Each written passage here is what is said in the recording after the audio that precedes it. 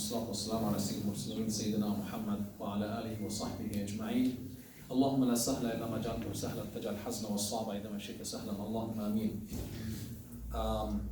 I wanted to follow the sunnah of the Prophet sallallahu alaihi wasallam and greet you and congratulate you for inshallah, not yet, being able to perceive the month of Ramadan inshallah. As the Prophet ﷺ, Atakum Shahr Ramadan. Here comes for you Ramadan, Shahrul Mubarak.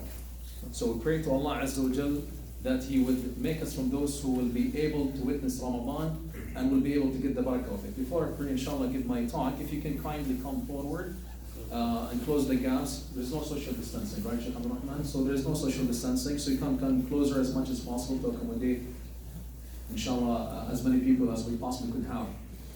And as we are approaching the month of Ramadan, as he said, as we're optimistic, as we're hoping to be able to gain the barakah of the month, as the Prophet ﷺ illustrated to us, Shahrun Mubarak, I wanted to start my reminder in an unusual way.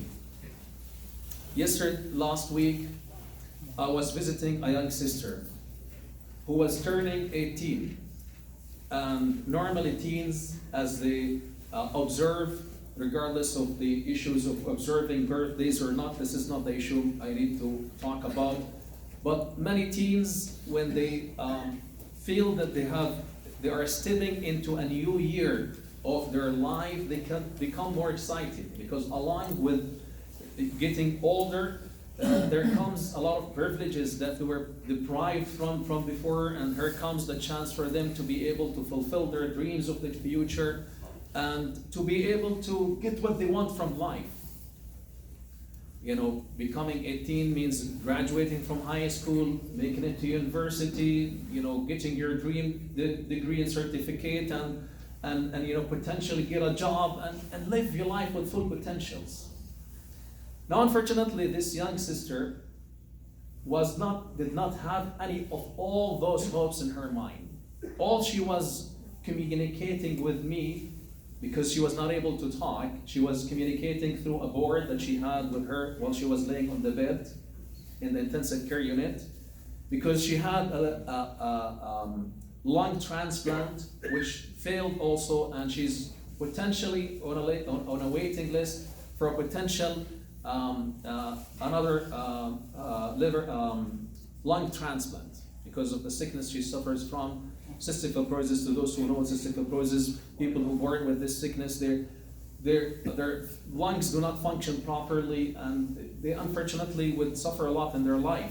So her wish was on that day is, I pray to Allah Azza wa Jal not to make me suffer too much. Now, when I was there visiting her by the bedside, I was with mixed feelings. The feelings of being helpless because I wish, and I was genuine about my wishes and feelings for her, that there's something I can do for her. Because also her mother, who was next to the bed, she was saying to me, and she said it in multiple occasions, I wish I can give her my life. I wish I can give her my own lungs. And that's normally a wish that many parents would have to their seriously sick children. But also at the same time, what come to my mind, this is a sister who apparently would not be having the potential to live a long life. She will be welcoming Ramadan, inshallah, but she will not be able to fast because she's on breathing tubes and she's on tubes of feeding. And she's in too much pain. She gets panic attacks and anxiety attacks that she's always on medications that calm her down a little bit to be able to take it one day at a time. To many of us, these are things we don't think about. To many of us, we take things for granted. You wake up in the morning, the first thing you think about is what I'm going to be having for breakfast, what's going to be for lunch today, what I'm going to be doing, you know, to break the routine that I live in my life. What can I do to enjoy my day? That's what we think about. There are others, unfortunately, who do not have the same feelings or the same thoughts in their minds. Think of many Muslims across the world who are right now going through hardships, whether in Palestine as There are people who are trying to protect and guard the Masjid al-Aqsa and being confronted with those who have no agenda but to, destroy and humiliate the Muslim Ummah by invading the Masjid al-Aqsa and doing things that are not appropriate, that will provoke the emotions of the Muslim Ummah. Think of people in Ukraine, as right now, we're speaking right now, they're living in war and they're living in difficulties and hardships, and they're seeing loved ones being killed in front of them. We're alive. We still have the potentials to do whatever we wish for. And we do have so many privileges that Allah has blessed us with in our life. Can we, this Ramadan, think different? Can we think outside the box, as they say? Can we say that this Ramadan is going to be a completely different Ramadan? This sister, I know inside her mind, she wishes to be able to fast. She wishes to be able to enjoy her ibadah. I was also visiting another patient who was also asked not to fast because of health reasons, and I was called in to help her to understand that وَعَلَى الَّذِينَ يَطِيقُونَهُ فِدْيَةٌ طَعَامُ مِسْكِينٍ وَفَمَنْ كَانَ مِنكُم مَرِيضًا أَوْ عَلَى سَفَرٍ, that she is sick and she can make up later on. And she was arguing back to me that I don't want to miss fasting in Ramadan. And she was not, saying that because she's just being sort of facetious. No, she was with tears in her eyes. She was crying. I want to be able to fast Ramadan. So brothers, many of us, alhamdulillah, are healthy. Many of us don't have any obstacles from health or finance or war circumstances that would prevent us from being able to make this Ramadan unique. The Prophet ﷺ said to us that here comes to you Ramadan, Shahrun Mubarak, a blessed month. The doors of the Jannah will be wide open, the doors of the hellfire will be shut. And وَيُنَادِ مُنَادٍ, every night, يَا بَاغِيَ الْخَيْرِ أَقْبِلْ وَيَا بَاغِيَ الشَّرِّ أَدْبِرْ وَلِلَّهِ عُتَقَاءٌ مِنَ النَّارِ وَذَلِكَ كُلُّ مَكَانٍ. O you who wants good, strive for it. O you who wants evil, cease. And there are those who will be granted salvation from that fire. I know that we don't have much time. I have about 10 minutes. And I want to be precise and to the point. After my introduction, what is Ramadan? What is in Ramadan to us? Let's be more creative. Let's be more focus in our life. Let's not just think about Ramadan as being a chance or a time we will be deprived from food and drink, and we will be sleeping too much, we will be agitated, we will be trying to make it up at the end of the day by the sunset to eat more than what we normally eat in normal days. Let's forget all about that. Let's be more creative, because you don't know whether, first of all, you will make it to Ramadan. Just before coming, I was attending a janazah of 9 days old baby. This is it. You don't know when the time comes for you to leave the dunya. The day before, we had a janazah for an elder person. So, time of death is not known except by Allah, the mighty Allah Azza wa Jalla. So take advantage. Ramadan is a chance for every one of us, first of all, to seek the forgiveness from Allah Azza wa Jalla. Man sama Ramadan imanan wa ihtisaban ghufira lahu ma taqaddama min dhanbihi. Put this as number one goal in your life. I am going to make sure that this Ramadan will be the one that will, insha'Allah, cleanse, purify me from all the sins that I have done in the past. And all of us are sinners. Do not think that you're not doing sins, because كل ابن آدم خطاء. All of you are sinners, including our father Adam alayhi salam. Here comes a chance for you. Put this as a target.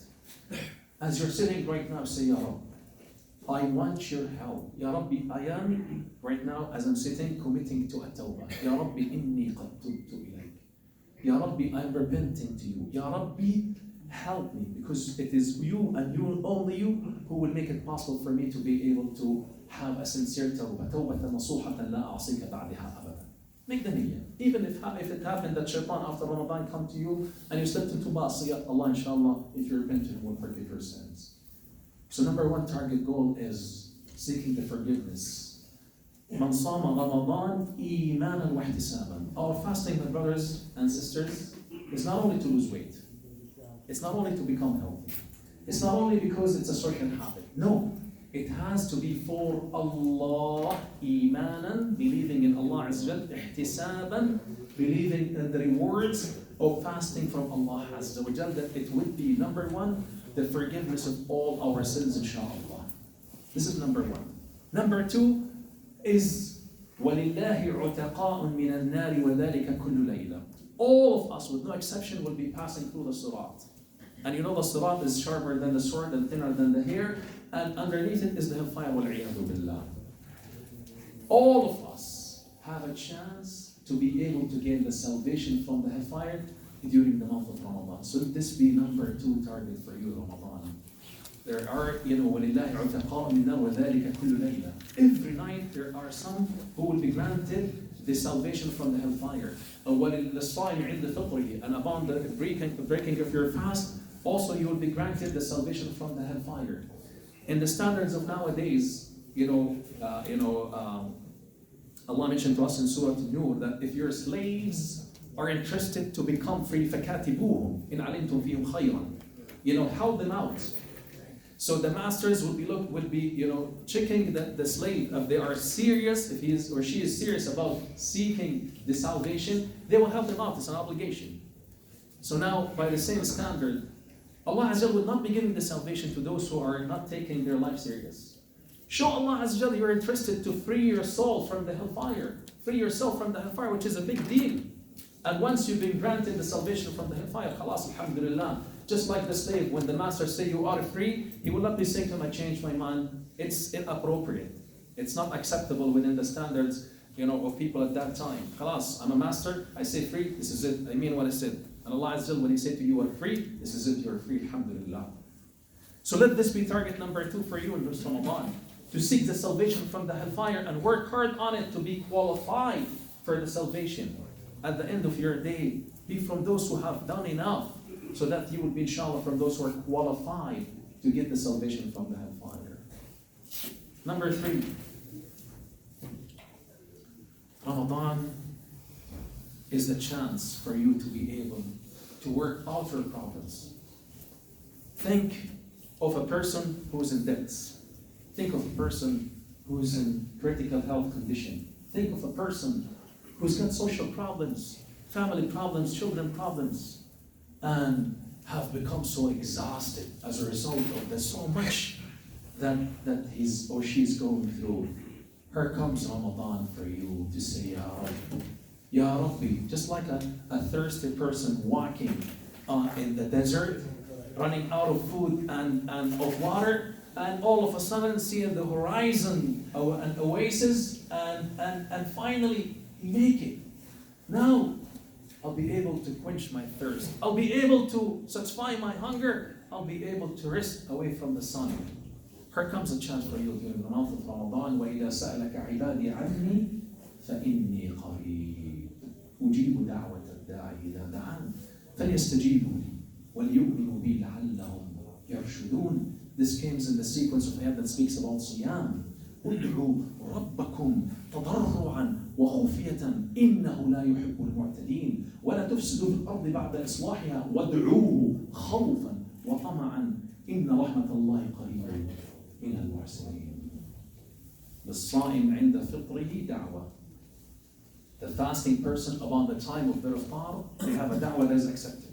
And the more authentic hadith, للصائم دعوة لا ترد. From the minute you say Allahumma laka sum to the minute you say Allahumma ala rizqika aftar, how many hours? We have over 12 hours.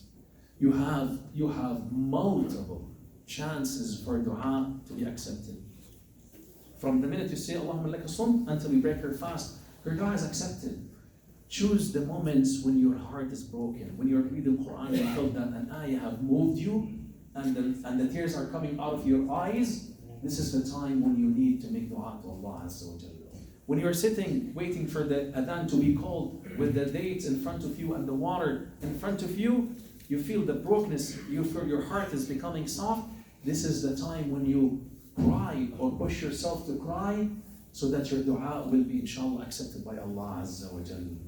Let this Ramadan be the chance for you to work out all your problems in your life. Be 100% that Allah listens and gives you what's appropriate and better for you as a result of your dua. Number 4, فيه ليلة من حرم خيرها فقد حرم. There's a night in this month, whoever deprived from its khayr, then he's deprived. And those who speak Arabic, man hurima means he has been deprived from. It's in the third subject, meaning to say that it's Allah who will make it possible for you to be able to observe that night. Man hurima. So you will not, you'll be lit to miss that night. Man hurima khayraha faqad hurim. ولا يحرم خيرها إلا محروم. And no one will be deprived from that night except mahroom, a loser, a big loser. Again, a night that's equivalent to 83.3 years of ibadah, pure ibadah. Even if you survive for 83 years, you will not be able to worship Allah Azza throughout your life. Take away the childhood, the adolescence, the time of neglection, the time of sleep, the time of eat, the time, you will only have maybe 10 or 15 years of ibadah purely to Allah Azza. Here comes a chance for you that every letter you read in that night will be multiplied by 83.3 sana, year of ibadat. That's a lot. One letter, one page will be equal in value, in rewards to the whole Quran recitation. That's how powerful. But it will not be given to any person. There are those who prepare for Laylatul Qadr, by the way, from Shawwal last year.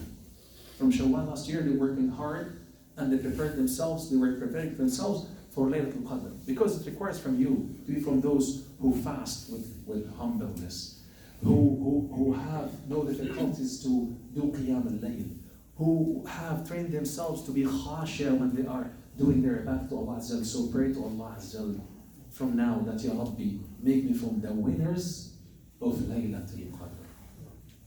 So that Allah Azza inshallah will make it possible for you. Number 5, this is a chance for you to rise. Not only to save yourself from the hellfire and to protect yourself from the torment, but this is also a chance for you to rise in your status in the scale of Allah Azza wa Jal. The 2 who were killed in the time of the Prophet ﷺ, one in the battlefield as a shaheed, and the other one dying on his bed after a year, was seen honored by the malaika more than the shaheed. And then the Prophet ﷺ said to the Sahaba, why you're surprised? Did he not live for another year and he witnessed another Ramadan? Wallahi, the Prophet ﷺ said, the status of honor between the 2 of them, the status of the person who died on his own bed above the shaheed is like what's between the earth and the sky. This is how much honor has that person, that Sahabi, have gained from Allah Azza wa Jalla. 5 goals. I hope that we observe them, we understand them, and we act upon them.